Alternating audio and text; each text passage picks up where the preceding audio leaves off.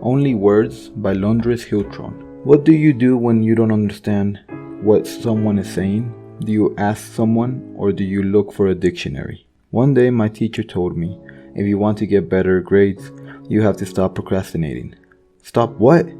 Procrastinating. Now, I really wanted to get better grades. I had to find out what that strange sounding word meant. So I looked it up in the dictionary.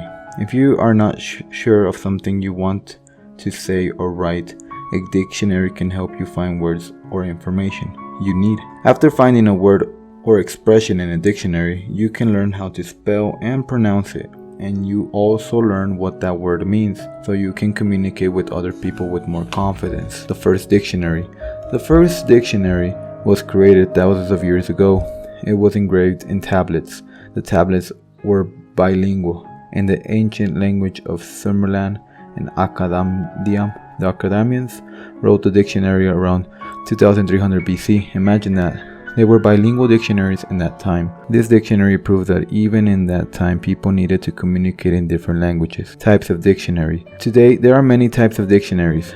With technology, people became more mobile and were able to travel to other countries. They then had the need to communicate in many different languages, so they created bilingual dictionaries for all the known language. There are also many specialized dictionaries. There are dictionaries just for doctors, medical dictionaries for mathematics, business, technology, sports, and even dictionaries for humor. Why and when to use a dictionary? Sometimes we imagine that dictionaries are only used at school for schoolwork or homework. We think that they are boring, but there are lots of interesting games you can play with the dictionary. Try the following games and you will build up your vocabulary. Definition mix-up. This game is for 2 or more players. The object of the game is to guess the correct definition of a word that also has false definition. Each player chooses a difficult word from the dictionary and writes down the word and its definition on a card. The players make up 2 definitions for the word, then one player reads the word and 3 definitions. The other player have to guess which is the real definition of the word. Dictionary Dash. This game is more physical and requires a good amount of floor space to play. A minimum of 2 players is required. Place some dictionaries on one side of the room. The players must stand at the opposite end. Have your teacher call out a word. The player runs to the other side of the room to find the word in the dictionary. Each player must hold his or her finger on the word and run back to the starting place.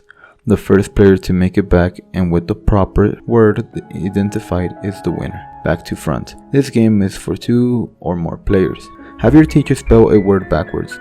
For example, for the word mystery, the teacher says Y-R-E-T-S-Y-M. The players begin searching for the word in their dictionary, starting with the first letter of the word and progressing until the word is identified. The first player to identify the word is the winner. Pronunciation Station.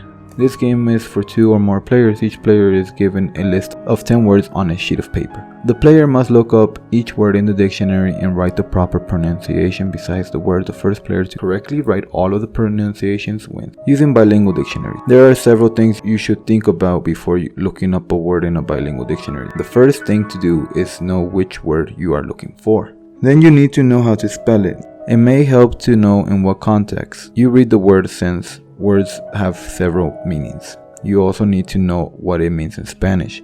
Then obtain a good Spanish-English-English-Spanish dictionary. It can be a pocket dictionary. Now you are ready to begin. How to use a bilingual dictionary. If it is a word in English, go to the English-Spanish, Inglés-Español section. Look at the words at the top of the pages to find the letter the word begins with. Then find the word. When you find the word, you will see a phonetic transcription to help you learn how to pronounce it. Then it tells you if it is a noun, a verb, an adjective, etc. Next, you will see the meaning in Spanish. If the word has more than one meaning, you will see this: car, N; motocar, coche, M; automóvil, M; carro, M; on train, vagón, M. Cuidado con los vehículos, beware of vehicle. Choose the meaning that you need. If the word you are looking for is in Spanish, follow the same steps, but now search in Spanish-English, Español-Inglés section of the dictionary. Paga aquí, pay here. A bilingual dictionary has other helpful sections, for example, guides, abbreviations, pronunciation, and verb conjugation. Some bilingual dictionaries may even have guides to useful expressions in both languages. If you want to translate a bilingual dictionary, it can help you to avoid common mistakes, for example, soap in English and sopa in Spanish do not mean the same thing. Look up the word. Soap is the thing you wash your hands with, and sopa is the first thing you eat for dinner. Look at the other common false cognates. Te, not tia, which is aunt. Salad, ensalada, not salado, which is salty. Red, rojo, not red, which is net. Plate, plato, not plata, which is silver. Pie, tarta, not pie, which is foot. Library, biblioteca, not libreria, which is bookstore. Bilingual dictionaries also give you an idea of local language and expressions and can explain how they are used. This will impress your friends. More reasons to use a bilingual dictionary. There are other reasons why we use bilingual dictionaries. Recent studies show that if a person is a bilingual, his or her brain is more active.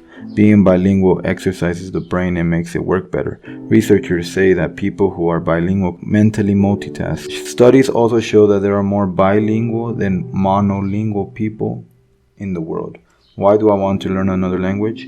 Learning another language is not just for school grades. Do you want to travel? If you do, it is desirable to know another language.